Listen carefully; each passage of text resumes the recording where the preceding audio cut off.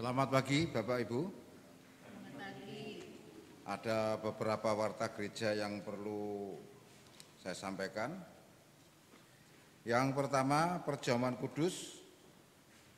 Perjamuan kudus akan dilaksanakan pada hari Minggu tanggal 10 Januari 2021 pukul 7 dan dilayani oleh Bapak Pendeta Gideon dari Gresik. Persidangan Majelis Jemaat GKI Ngurah akan mengadakan persidangan pada hari Minggu tanggal 10 Januari 2021. Mohon segenap teman majelis mempersiapkan diri. Begitu juga dengan perjamuan kudus.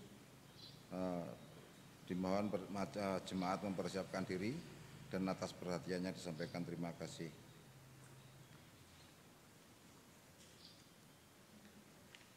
Rekening GKI Ngurah diberitahukan kepada segenap jemaat dan simpatisan GKI Ngurah bahwa rekening GKI Ngurah yang lama atas nama Budiwati dan sekarang berganti nama menjadi Hakliang.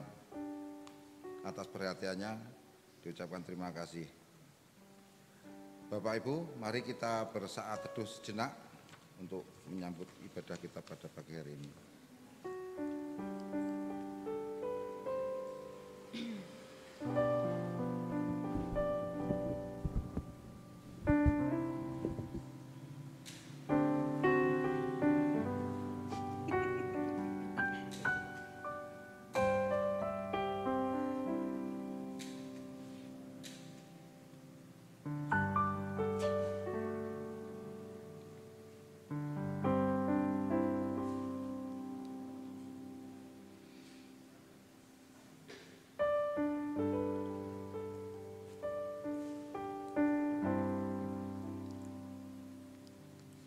Saudaraku, Sang Terang yang sejati telah lahir di dunia.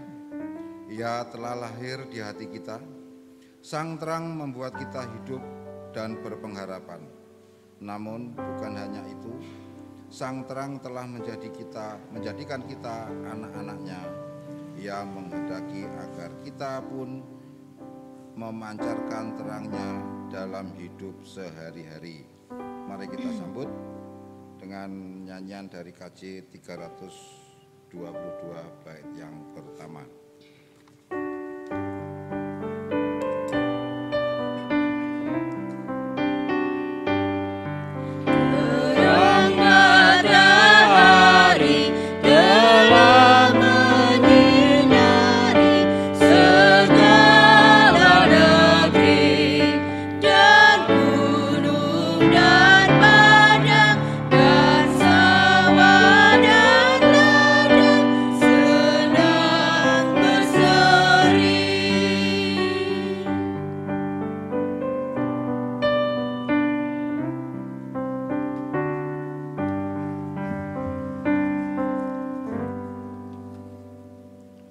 Jemaat Tuhan yang kekasih, kita akan awali ibadah ini dengan pengakuan demikian. Tuhan yang telah menjadikan langit dan bumi adalah sumber pertolongan kita. Dialah Sang Terang yang suci dan abadi.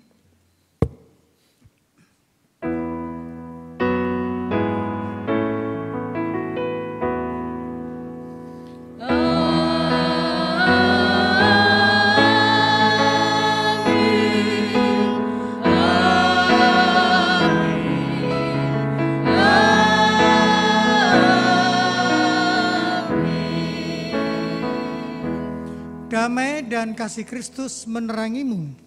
Dan menerangimu juga. Jemaat dipersilakan duduk.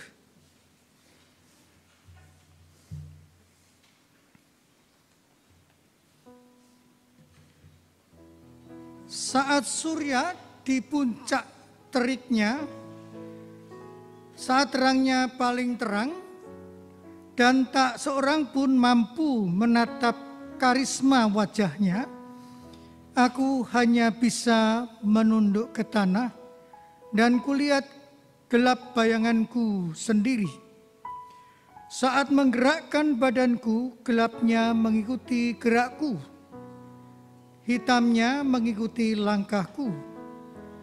Semakin ku berlari, ia terus menghampiri, tak jua ia ingin pergi. Gelap itu sirna saat teduh di bawah gelap lainnya. Sementara gerahku sirna saat itu pula, ku tak lagi melihat wajahnya. Saat malam tiba, saat ia terhalang bongkahan tanah bulat yang besar, di mana separuh bongkahan tanah itu tak dapat menatap wajahnya, aku mulai merindunya. Aku menunggu hadirnya, ingin tahu rupa wajahnya, namun tak sanggup, nyalanya menyilaukan penglihatanku. Aku hanya ingin melihat nyala kecilnya, nyala yang dapat kupandang meski gelap lebih besar menghadang. Sekedar ingin melihat matamu sehingga ku tahu caramu memandang jiwaku.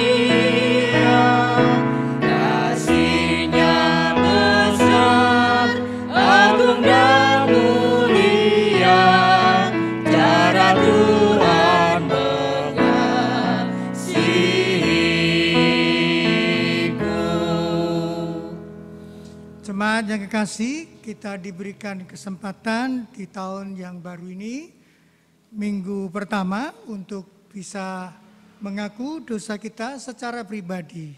Nanti kita akan berdoa bersama-sama untuk mengakhirinya. Marilah kita berdoa.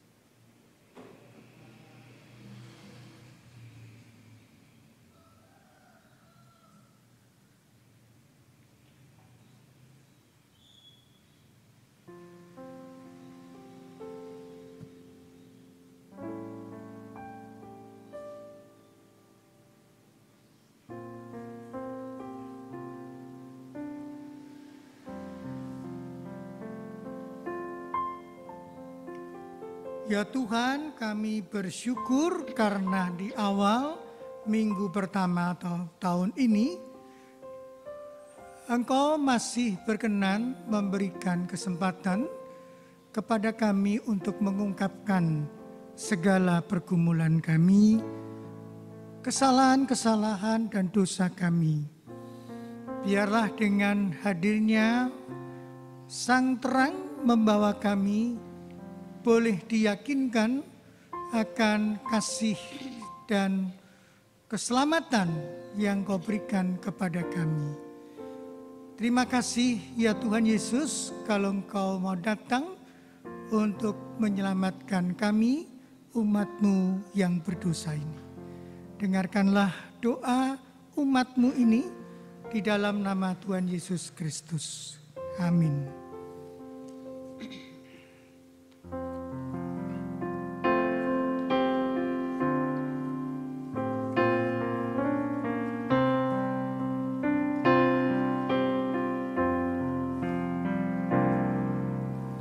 Bila ku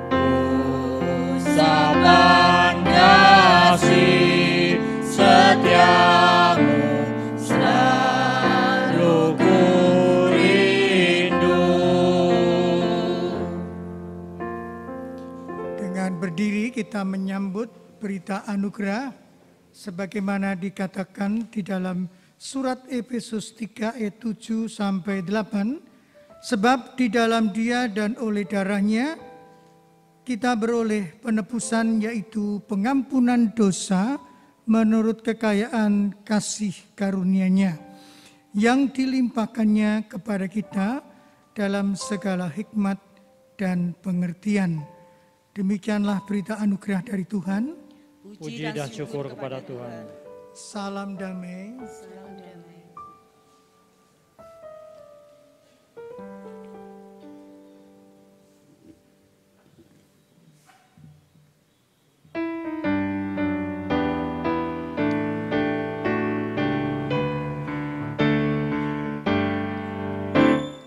Kita sudah ditebus oleh-Nya, inilah yang Ilamu Kalismu.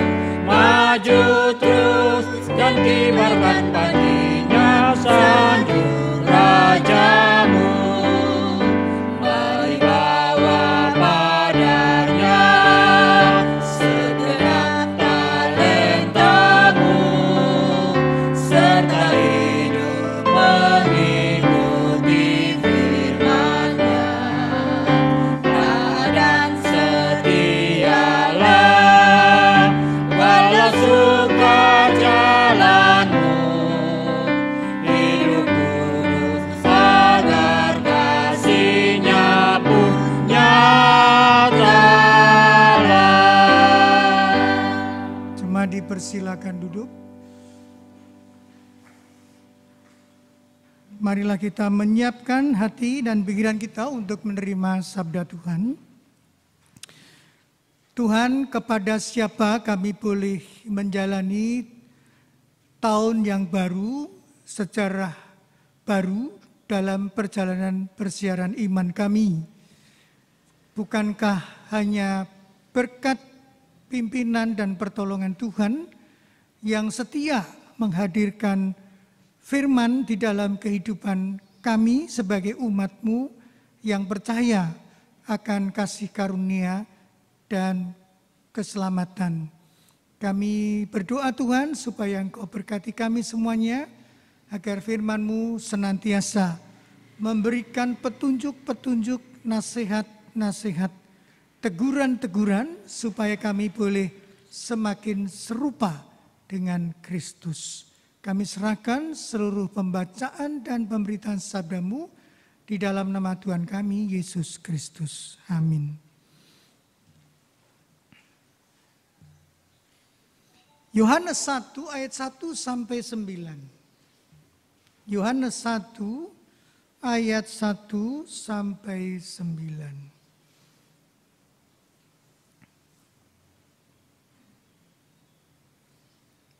Pada mulanya adalah firman. Firman itu bersama-sama dengan Allah, dan firman itu adalah Allah. Ia pada mulanya bersama-sama dengan Allah. Segala sesuatu dijadikan oleh Dia, dan tanpa Dia tidak ada suatu pun yang telah terjadi dari segala yang telah dijadikan. Dalam Dia ada hidup, dan hidup itu adalah terang manusia. Terang itu bercahaya di dalam kegelapan, dan kegelapan itu tidak menguasainya. Datanglah seorang yang diutus Allah, namanya Yohanes. Ia datang sebagai saksi untuk memberi kesaksian tentang terang itu, supaya oleh Dia semua orang menjadi percaya. Ia bukan terang itu, tetapi Ia harus memberi kesaksian tentang terang itu. Terang yang sesungguhnya yang menerangi setiap orang sedang datang ke dalam dunia. Bapak Ibu sekalian yang saya kasihi, demikianlah Injil Tuhan Yesus Kristus yang berbahagia adalah mereka yang mendengarkan firman Tuhan dan yang memeliharanya. Haleluya.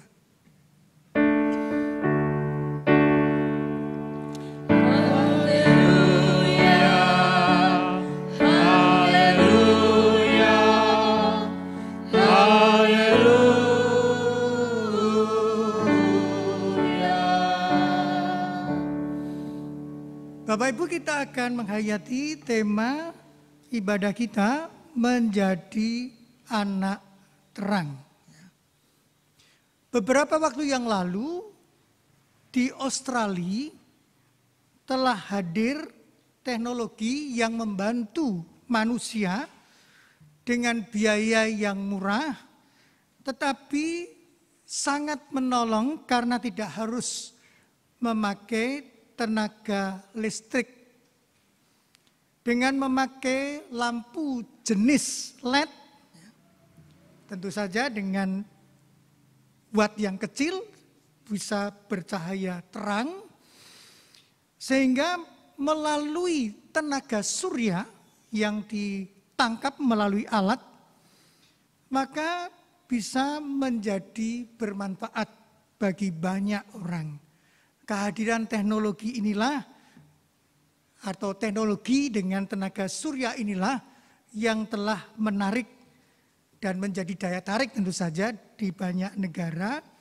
Sebab setelah dihitung memang biayanya jauh lebih rendah daripada memakai listrik tradisional atau lampu-lampu tradisional ya. Dengan kemajuan seperti itu, maka sinar matahari yang menampakkan panasnya dimanfaatkan melalui alat dan disimpan di dalam baterai. Disitulah kemudian ketika dibutuhkan maka bisa dinyalakan dan bermanfaat. Bapak Ibu, kita tahu bahwa sinar matahari adalah suatu sinar yang mengeluarkan cahaya bukan untuk dirinya, tetapi untuk pihak lain. Dan sinar matahari ini adalah merupakan berkat dari Tuhan. Dimungkinkannya dengan sinar matahari ini, kita sebagai umat Tuhan, sebagai makhluk Tuhan, bisa hidup. Bayangkan Bapak Ibu, kalau tidak ada sinar matahari, bagaimana kita bisa melakukan aktivitas tumbuhan bisa hidup dan beragam persoalan-persoalan yang muncul di sana. Karena itu tanpa matahari yang diciptakan oleh Tuhan, sebagian dunia akan mengalami musim dingin dan kegelapan sepanjang masa. Kita mengakui Bapak Ibu bahwa Tuhan sesungguhnya adalah sumber terang. Dialah yang menciptakan matahari untuk mengusir kegelapan, sehingga semua ciptaannya bisa hidup menurut irama kehidupan yang teratur. Di dalam Injil ataupun di dalam kitab Kejadian kita juga melihat bagaimana Tuhan sejak awal itu telah memberikan terang. Tapi juga ada gelap. Namun terang itulah yang dikatakan di dalam kitab Kejadian, juga di dalam Injil yang kita baca, dia mengusir kegelapan. Itulah sebabnya Bapak Ibu di dalam Injil Yohanes 1 yang sudah kita baca tadi, secara spesifik sesuai dengan tema kita, memperkenalkan Yesus sebagai terang sejati. Ayat 9 ya. Bisa diperhatikan di sana. Yesus Kristus adalah terang yang sejati yang menerangi setiap orang. Dia adalah sumber hidup yang memberi terang. Sehingga bisa mengusir kegelapan yang memang sering juga dikaitkan dengan kehidupan dosa manusia. Tetapi memang di dalam Injil disebutkan tidak semua orang itu mengenal terang itu. Kehadiran Yohanes Pembaptis tentu saja dia memberikan kesaksian tentang terang yang sedang datang. Tetapi setiap orang yang sudah menerima terang itu, tentu saja orang yang sudah percaya kepada Tuhan Yesus, maka statusnya bukan sebatas hanya anak-anak Allah, tetapi juga anak-anak terang. Anak-anak terang yang hadirnya, keadaannya itu memiliki cara hidup yang berbeda dengan dunia yang kita kenal. Kita memang Bapak Ibu dipanggil untuk hadir secara berbeda dengan dunia atau dengan lingkungan kita pada umumnya. Kita dipanggil supaya menjadi serupa dengan Kristus. Sekarang yang menjadi pergumulan kita, apakah kita ini sudah memenuhi panggilan Tuhan untuk menjadi anak terang atau anak-anak terang? Ketika kita percaya kepada Kristus, apakah kita juga sudah memancarkan terang Kristus, bahkan bersaksi bagi Kristus? Ada seorang pria, sebut saja namanya Dendi begitu ya. Dendi ini pada suatu ketika pergi ke gereja bersama dengan istrinya. Seperti biasa kalau orang masuk ke dalam gereja ini kan kadang-kadang lupa mematikan handphonenya ya. Maka ketika masuk ke dalam gereja, handphonenya itu ada bunyi begitu kan, sehingga rame. Lalu Pak Dendi ini sendiri kelihatannya itu tidak begitu sigap. Bagaimana nih cara mematikan HP yang terus berdering ini? Bingung dia, grogi juga ya. Nah, ketika itu dia sedang dalam situasi panik, dia segera keluarkan HP-nya, dia cari ini bagaimana cara mematikan ini ya. Sampai akhirnya petugas gereja, katakanlah entah user ataupun pengamat atau orang yang memperhatikan tamu, datang dan kemudian menegur supaya jangan geriduh ya. Jangan membuat gaduh karena ini sedang ibadah. Tidak hanya petugas saja, tapi juga jemaat lain juga begitu karena ada suara ting tang ting tung ting tang ting tung sopo gitu ya. Seperti juga digunakan gitu ya. Sopo toh, HP enggak dipanik, dibiarkan aja. Kira-kira seperti itu ya. Sehingga karena diperhatikan oleh banyak orang, disoroti oleh banyak orang, mengganggu ketenangan beribadah, maka dia membuat keputusan untuk keluar dari ruang ibadah. Tidak hanya sampai di situ Bapak Ibu, ketika dia keluar dari ruang ibadah, jemaat juga ngelihat dia bisik-bisik, ketawa-ketawa, ya pokoknya kesannya kurang bagus lah ya. Ketika dia keluar dengan membawa HP yang berbunyi terus itu, dan jemaat selalu memelototi dan mentertawakan dan seolah-olah banyak hal yang ditampilkan oleh pandangan-pandangan mata dari anggota jemaat itu. Nah, setelah selesai ibadah, pulang bersama dengan istrinya, diomeli lagi sama istrinya. Ya. Karena istrinya merasa malu. Gimana tuh Pak, di gereja kok sampai seperti itu? Tahu enggak, mama ini malu, dilihat orang tuh banyak. Masa matikan HP saja enggak bisa. Mas pokoknya banyak hal yang dilontarkan kepada istrinya sepanjang jalan sampai di rumah. Alias diomeli tidak berhenti. Ya. Karena apa? Ya karena Bapak tadi dibilang teledor. Tidak sigap untuk mengontrol suara ringtone-nya HP itu. Jadi Bapak Ibu, di sini Pak Dendi itu rasa bersalahnya muncul.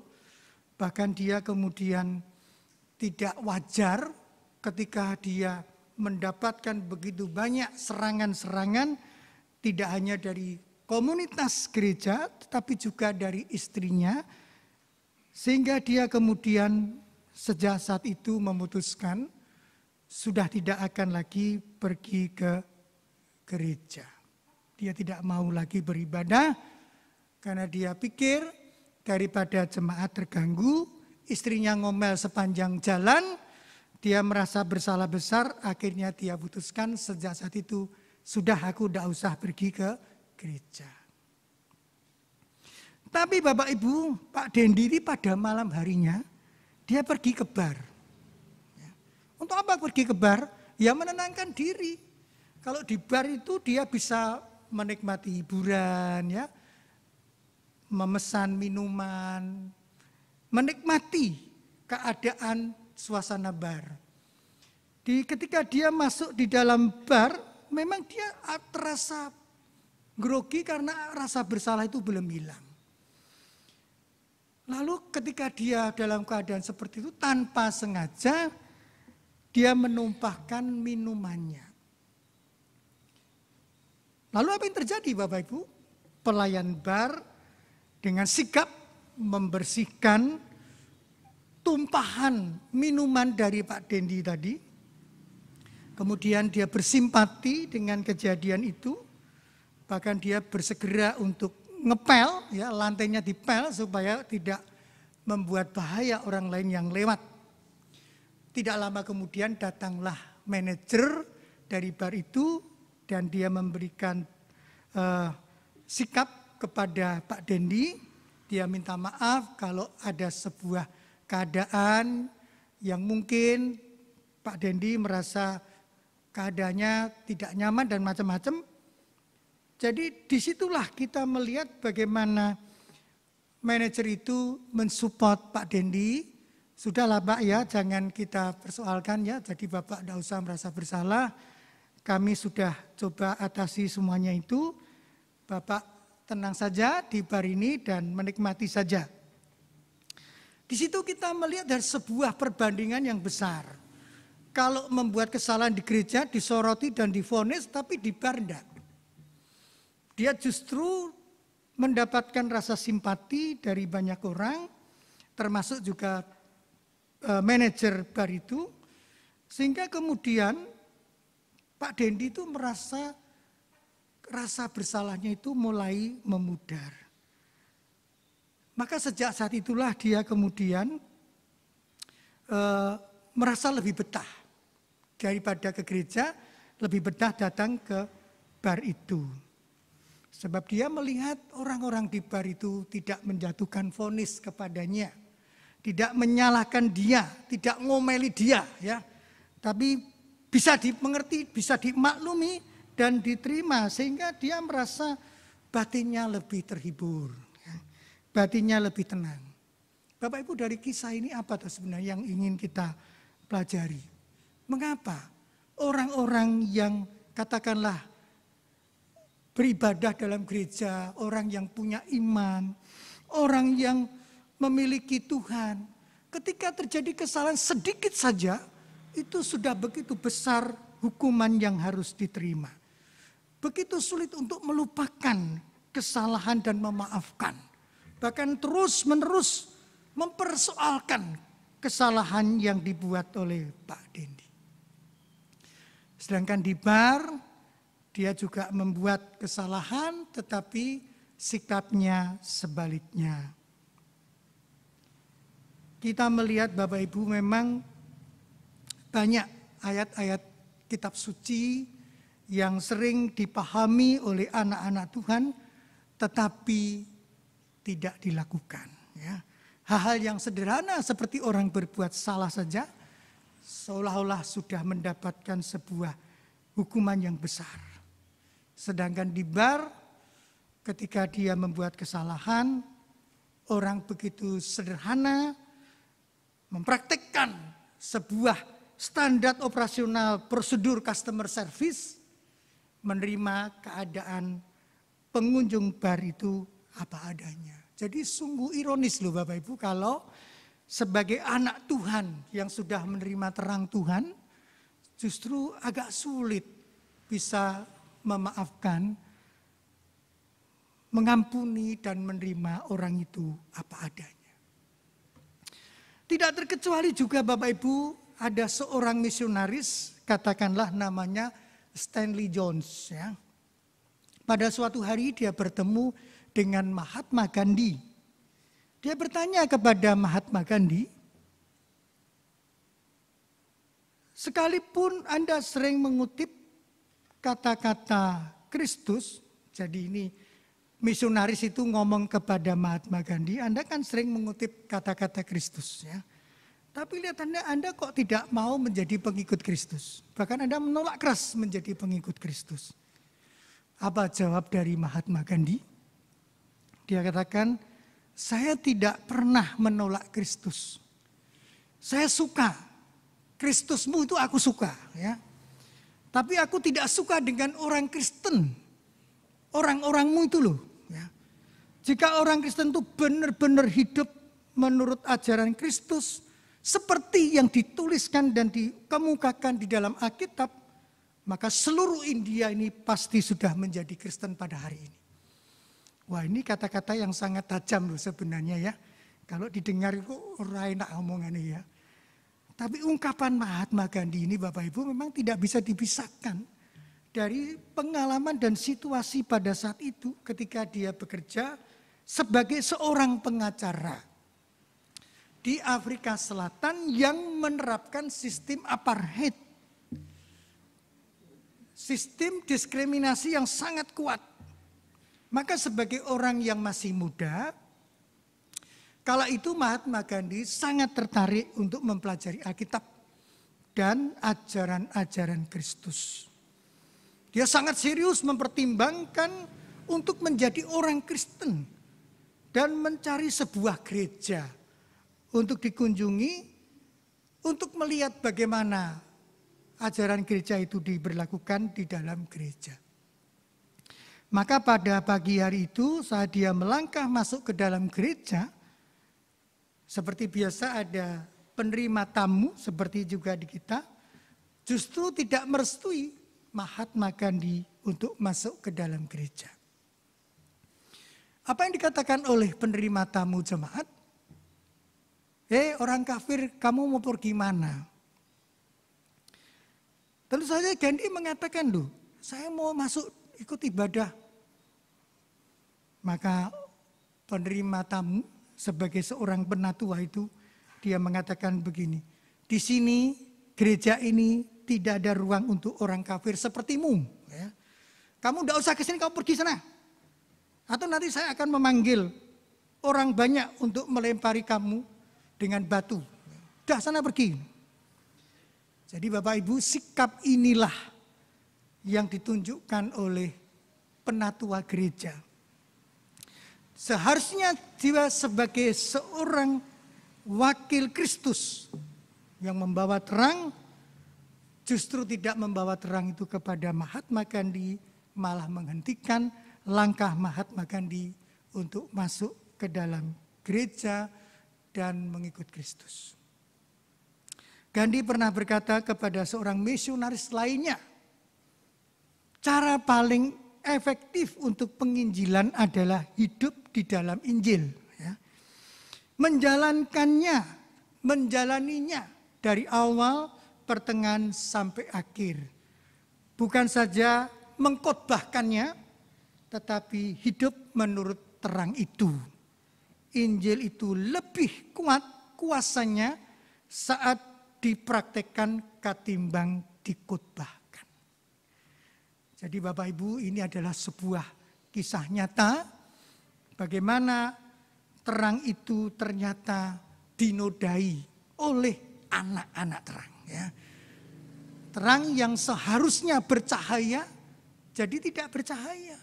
Terhalang oleh sikap anak-anak terang yang tidak memancarkan Kristus dengan keberadaannya, dengan eksistensinya. Oleh sebab itu Bapak Ibu, kita harus mengoreksi ya, melalui kisah ini kita bisa mengoreksi diri kita ketika kita mengawali tahun 2021 ini. Kira-kira kita ini sudah menjadi terang atau belum ya? Sudah menjadi anak-anak Tuhan yang membawa terang bagi dunia yang gelap ini. Sudahkah kita juga mau menghadirkan hal yang baik di tengah dunia yang semakin berarah kepada sikap-sikap yang sebaliknya. Bapak Ibu, kita diingatkan juga, kalau kita membaca dalam Matius 5 ayat 16-nya, demikianlah hendaknya terangmu bercahaya di depan orang supaya mereka melihat perbuatanmu yang baik dan memuliakan Bapamu yang di surga. Jadi Bapak Ibu, memang terkadang kita bisa lupa loh kalau kita ini sebenarnya sudah menjadi anak terang.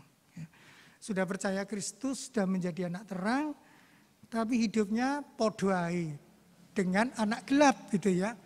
Artinya hidupnya itu masih tidak menampilkan spesifik ya. Tidak berbeda dengan yang lain, podoai lah. Kalau begini lalu untuk apa menjadi anak terang? Justru menjadi anak terang berarti kita harus hadir untuk bisa membawa orang itu kemudian melihat perbuatan kita yang baik ya. Bukan perbuatan yang jahat loh. Matius mengatakan perbuatan yang baik sehingga orang kemudian memuliakan Bapamu yang di surga. Membawa orang itu kemudian melihat Kristus ya di dalam kehidupan kita. Presiden Jokowi waktu menyampaikan pidato Natal juga mengingatkan kita bahwa kita itu sebagai lilin-lilin kecil ya di dalam kehidupan kita yang memancarkan terang. Semoga Bapak Ibu sabda ini akan menolong kita untuk melangkah menjadi anak terang ya, yang menyinari sekeliling kita yang gelap supaya kita tidak tersandung jatuh, tapi kita bisa berjalan karena kita orang yang menjadi anak terang, bisa membedakan mana jalan yang salah, mana jalan yang benar. Tuhan memberkati. Amin.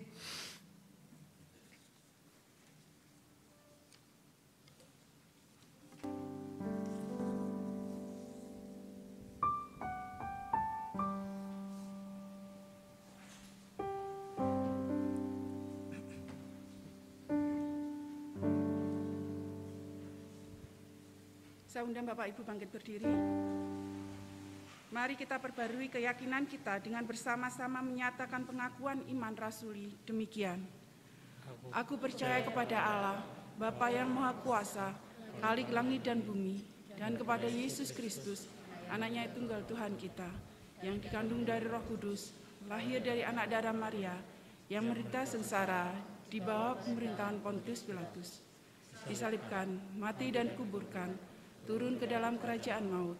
Pada hari yang ketiga, bangkit pula dari antara mati, naik ke surga, duduk di sebelah kanan Allah, Bapa yang Maha Kuasa, dan dari sana Ia akan datang untuk menghakimi orang yang hidup dan yang mati.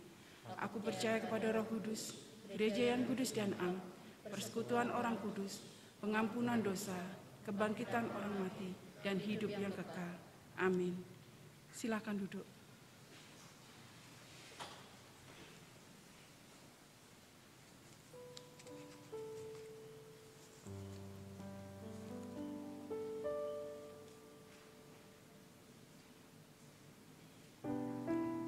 Bapak Ibu, pada hari Minggu tanggal 10 Januari 2021 kita akan merayakan perjamuan kudus. Untuk menyambut dan ikut serta dalam perjamuan itu, marilah kita mempersiapkan diri secara bersama-sama. Pada perjamuan malam terakhir, Kristus menghendaki kita merayakan perjamuan kudus untuk mengenangnya. Mengenang Kristus berarti mengalami kehadirannya seperti murid-muridnya dahulu mengalami kehadirannya bersama mereka. Mengenang Kristus juga berarti menyadari secara pribadi seluruh kehidupan Kristus yang diberikannya bagi keselamatan dunia sejak Ia lahir, melayani, menderita sengsara, mati, dibangkitkan, dan dimuliakan di surga. Marilah kita merenungkannya. Apakah saudara benar-benar rindu untuk berjumpa secara pribadi dengan Kristus, untuk mengalami kasih, kuasa, dan kebenarannya yang memperbaharui hidup saudara? Apakah saudara menghayati bahwa seluruh kehidupan dan karya Kristus, yaitu kelahirannya, pelayanannya, penderitaannya, kematiannya, kebangkitannya, kenaikannya ke surga, sampai dengan kedatangannya kembali, terkait erat dengan kehidupan saudara?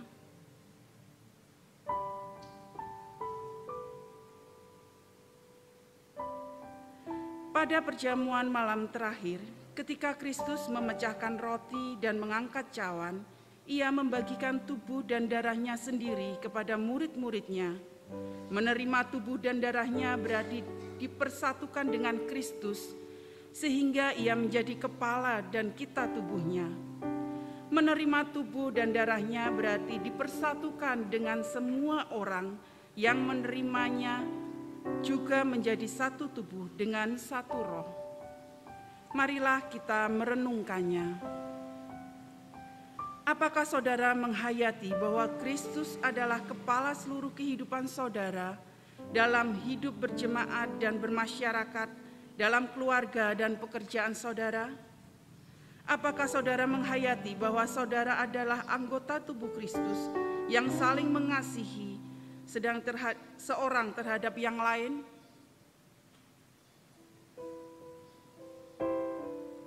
Ketika kita bersatu dengan Kristus, roti hidup yang dipecah-pecah bagi dunia ini, kita pun dipersatukan dalam kematian dan kebangkitan Kristus.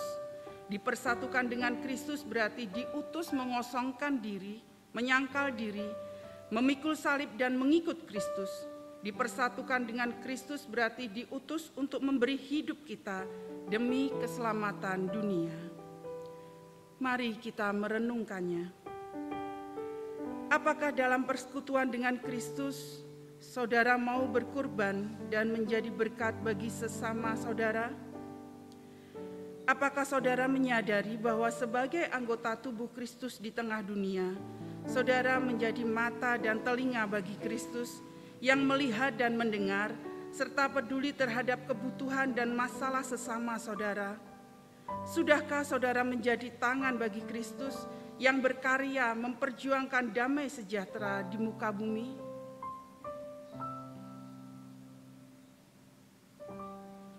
Kiranya Roh Kudus menolong kita semua dalam mempersiapkan diri untuk merayakan perjamuan kudus pada tanggal 10 Januari 2021 mendatang.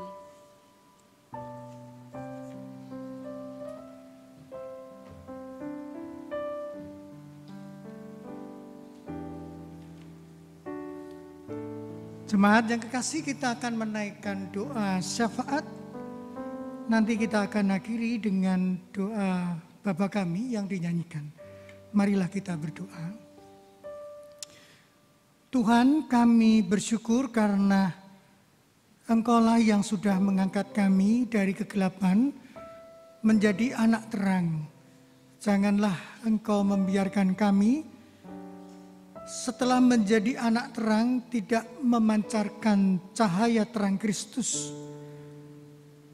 Apalagi sampai kami justru menghalangi orang untuk menjadi pengikut-Mu, atau memadamkan terang Kristus bagi orang lain. Tolonglah ya Tuhan, supaya kami dimampukan untuk berproses menjadi anak terang dalam kehidupan kami, agar kami semakin serupa dengan Tuhan di dalam kehidupan kami, menjadi saksi di tengah dunia yang gelap. Kami bersyukur atas undangan-Mu untuk merayakan perjamuan kudus. Berkatilah Tuhan dalam kehidupan kami, supaya kami boleh menyambut undangan-Mu dengan penuh syukur, karena Engkau-lah yang selalu mengingatkan bahwa kami ini adalah milik-Mu yang sudah Kau tebus dengan darah-Mu yang mahal, dan biarlah hidup kami semakin sejalan dengan maksud dan kehendak Tuhan, menghadirkan kami di tengah dunia ini. Kami juga berdoa Tuhan supaya Engkau persiapkan jemaat-Mu agar dalam suasana sehat, dalam suasana yang penuh dengan sukacita, merayakan perjamuan kudus pada tanggal 10 Januari yang akan datang. Berkatilah Tuhan akan segenap kegiatan-kegiatan gerejawi di GKI Ngurah, supaya segenap kegiatan-kegiatan ini dapat menopang pergumulan-pergumulan iman kami, tapi juga pertumbuhan iman kami. Kami berdoa untuk segenap majelis, berkati Tuhan akan tugas layanan mereka, tanggung jawab pelayanan yang Tuhan percayakan, juga berkati segenap keluarga. Berkatilah Penatua Seta Dahana dalam pelayanannya di masa-masa yang akan datang, juga dalam rencana ke depan bersama Saudari Intan. Berkati Tuhan apa yang mereka persiapkan. Begitu juga kami doakan untuk Pak Gideon, Pendeta Konsulen. Tuhan juga berkati dalam pelayanannya, kesehatannya, supaya tetap dapat melaksanakan tugasnya dengan sebaik-baiknya. Kami serahkan dalam tangan-Mu ya Tuhan, untuk perjalanan keluarga Pak Abdi Widyadi atau Pak Hosea Abdi Widyadi yang telah mengalami duka cita. Biarlah Tuhan tetap menguatkan, menghibur, supaya di tengah-tengah pergumulannya keluarga ini boleh tetap berpengharapan kepada Tuhan. Kami berterima kasih atas kehadiran Pak Hosea Abdi Widyadi yang telah memberikan kontribusi yang besar dalam perjalanan sejarah GKI, agar apa yang telah diberikan talenta-talenta untuk kemajuan gereja Tuhan. Berkati akan karya-karyanya supaya dapat menjadi bahan refleksi untuk generasi Kristen khususnya pada masa mendatang. Kami juga doakan Tuhan untuk perkembangan COVID-19 yang setiap hari kami mendapatkan informasi pertambahan yang selalu muncul. Dampak-dampak yang telah ditimbulkan membuat kami harus ikut berpartisipasi dengan ketat, berdisiplin dengan ketat, supaya COVID ini bisa berlalu. Kami percaya Tuhan bahwa jikalau COVID ini tidak berlalu, maka perekonomian akan semakin sulit untuk bertumbuh dan berkembang. Banyak hal yang membuat relasi sosial menjadi terhalang, kebebasan untuk berkarya secara luas, melakukan apa saja menjadi sangat terbatas. Kami berdoa ya Tuhan supaya Engkau berkati kehadiran vaksin yang telah berada di Indonesia, sehingga vaksin ini akan bisa menolong berbagai macam pihak, khususnya juga bagi tenaga kesehatan, rakyat Indonesia pada umumnya maupun juga lansia dan anak-anak. Kami juga doakan Tuhan untuk segenap persoalan-persoalan yang muncul dengan COVID ini, supaya Tuhan menolong kami agar rakyat Indonesia dapat dengan serius melaksanakan apa yang harus mereka lakukan. Kami juga berdoa Tuhan untuk korupsi yang masih merajalela di berbagai tempat, sekalipun telah diupayakan sedemikian rupa. Biarlah Tuhan, masyarakat boleh belajar banyak dari peristiwa-peristiwa korupsi yang sudah ditampilkan di berbagai media sosial, supaya masyarakat bisa belajar dampak-dampak buruk yang ditimbulkan dari korupsi itu. Ajarilah Tuhan supaya masyarakat yang berkesempatan memiliki kekuasaan dapat melakukan integritasnya, agar mereka bisa menjaga norma-norma yang baik dan tidak terjerumus dengan praktek korupsi. Kami juga doakan supaya pemerintah bisa tetap menegakkan hukum, menertibkan akan setiap kesalahan-kesalahan dari para koruptor. Begitu juga dengan sistem-sistem yang diperbaiki dengan adanya sistem online misalnya, atau kegiatan-kegiatan yang berkaitan dengan keuangan dapat lebih transparan. Berkati Tuhan supaya masyarakat juga beroleh edukasi yang baik melalui peristiwa-peristiwa korupsi dan juga peperangan untuk menghalangi masyarakat jatuh ke dalam tindak korupsi. Kami pasrahkan dalam tangan-Mu Tuhan seluruh perjalanan hidup kami sepanjang tahun ini. Berkatilah akan masa depan juga pergumulan-pergumulan kami.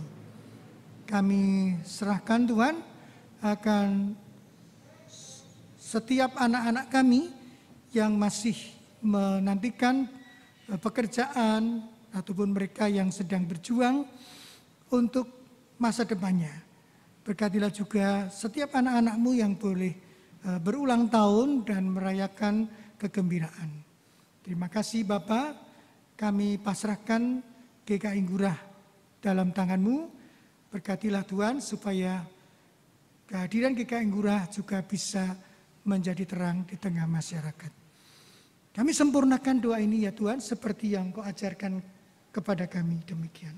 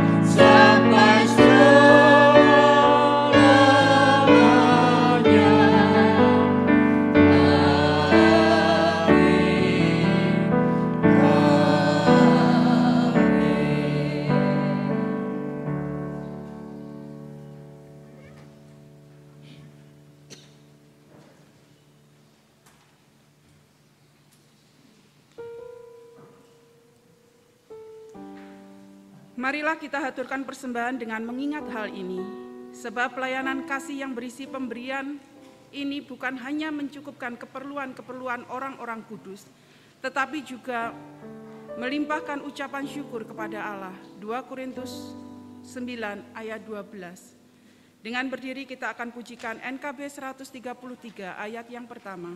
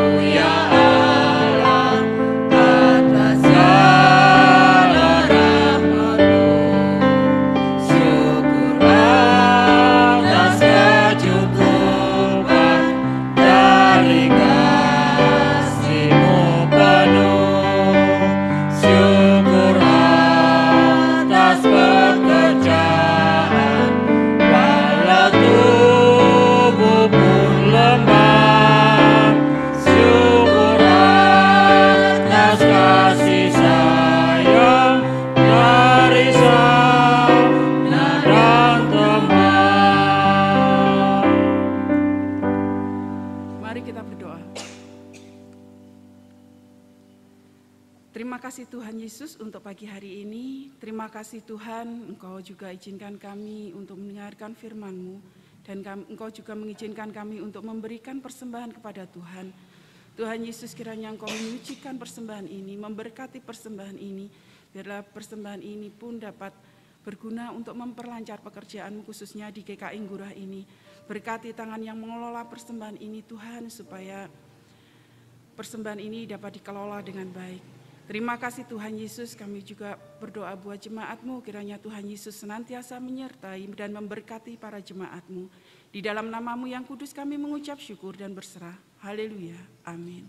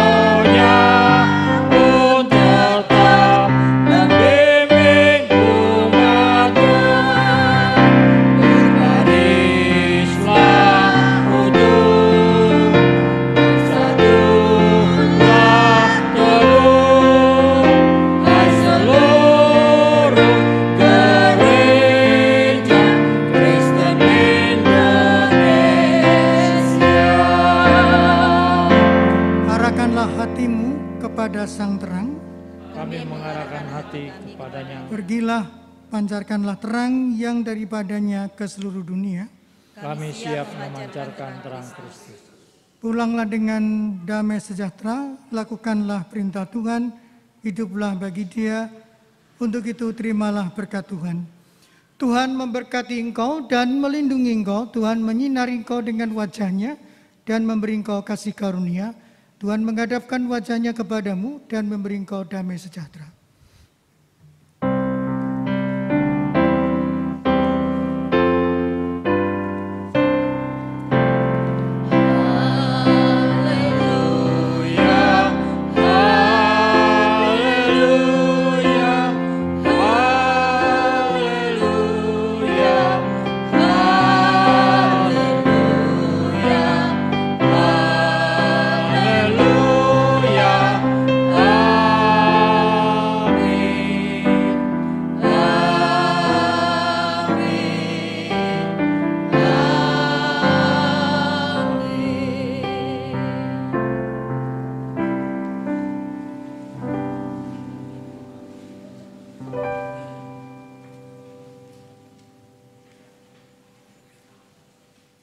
Segenap Majelis Jemaat GKI Ngurah mengucapkan terima kasih atas pelayanan Bapak Pendeta Emeritus Budi Bunarto.